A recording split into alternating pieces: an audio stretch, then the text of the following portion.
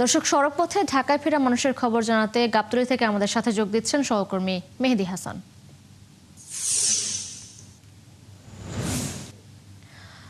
মেহেদী, ঢাকায় ফেরা নিয়ে কি বলছেন মানুষজন? কোনো ভোগান্তির অভিযোগ রয়েছে কিনা জানাবেন।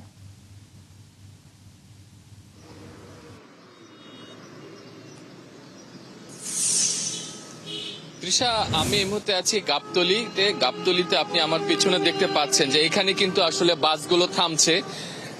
অধিকাংশ বাস কিন্তু এসছে যেগুলো আসলে উত্তর এবং দক্ষিণের জেলাগুলো থেকে যে গাড়িগুলো গাবতলীর উদ্দেশ্যে রওনা দিয়েছিল সেগুলো ভোর 4টা থেকে 5টার মধ্যে কিন্তু গাড়িগুলো ঢাকায় ঢুকেছে, এবং এখন যে গাড়িগুলো আসছে সেগুলো ভোর 4টায় উত্তর এবং দক্ষিণে যে জেলাগুলো আছে সেখান থেকে রওনা দেওয়ার পর যে গাড়িগুলো আসছে সেগুলো এখানে থামছে।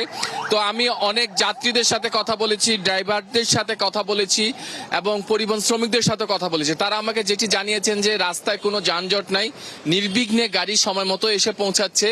6-7 ঘন্টা যেটা লাগে সেই সময়ের মধ্যে গাড়ি ঢাকার মধ্যে ঢুকছে উত্তর এবং দক্ষিণের জেলাগুলো থেকে।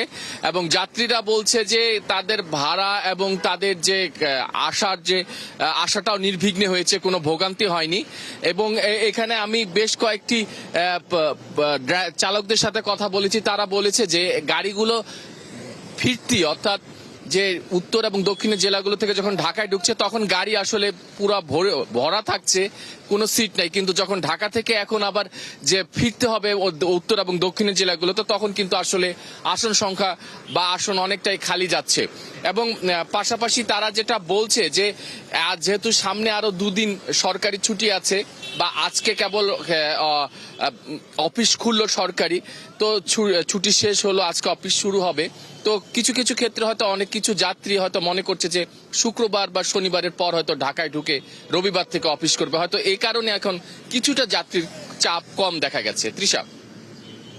মেহেদী, ধন্যবাদ আপনাকে যুক্ত হওয়ার জন্য। দর্শক, গাবতলী থেকে যুক্ত ছিলেন আমাদের সহকর্মী মেহেদী হাসান।